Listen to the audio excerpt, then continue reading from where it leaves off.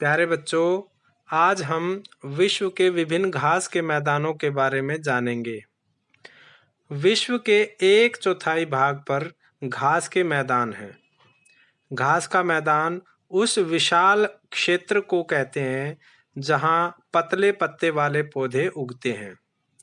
घास के मैदान उन स्थानों में पाए जाते हैं जहां गर्मी या ग्रीष्मकालीन और सर्दी या शीतकालीन तापमान में बहुत अंतर होता है।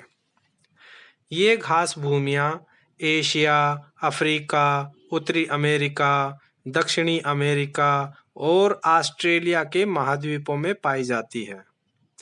क्या आप जानते हैं कि चावल, गेहूं, मक्का और जौ जैसी फसलें जंगली घासों से विकसित हुई है। यहाँ तक कि गन्ना भी एक घास है।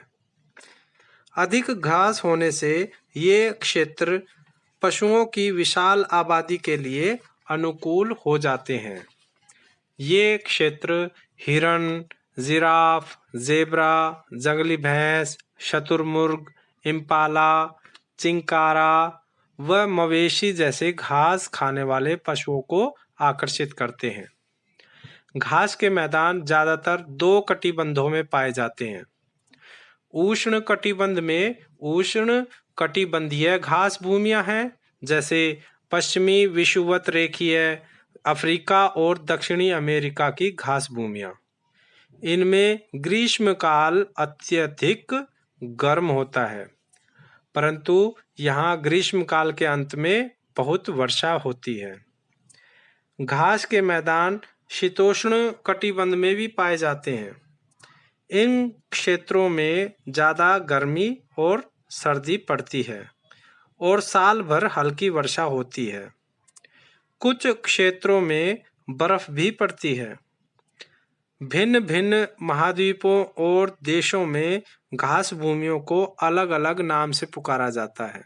पश्चिमी अफ्रीका की घास भूमि को सवाना कहते हैं।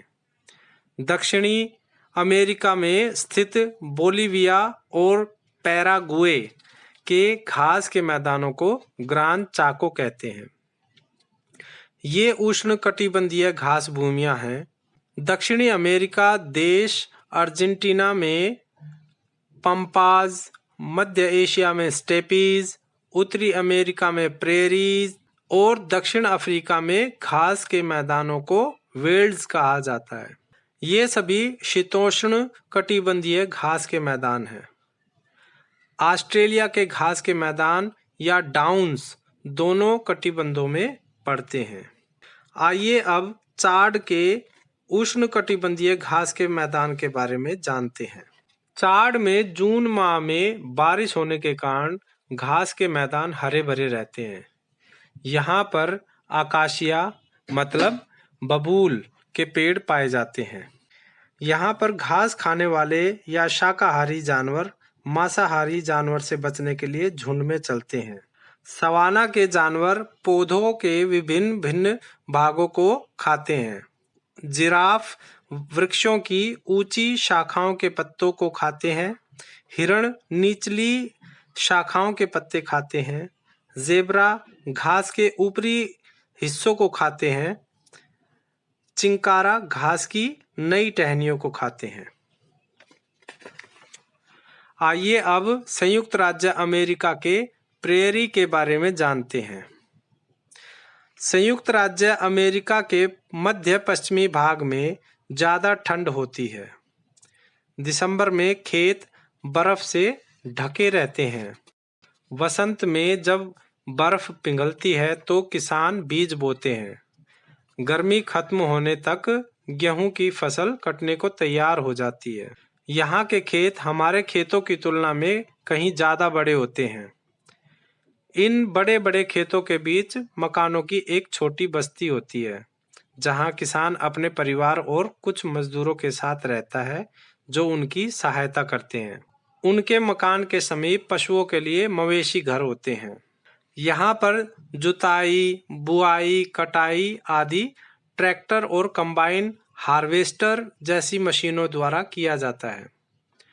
मशीनें बड़े बड़े डिब्बों में अनाज भरती है, डिब्बे भवनों जितने ऊंचे होते हैं, इन्हें साइलो कहा जाता है।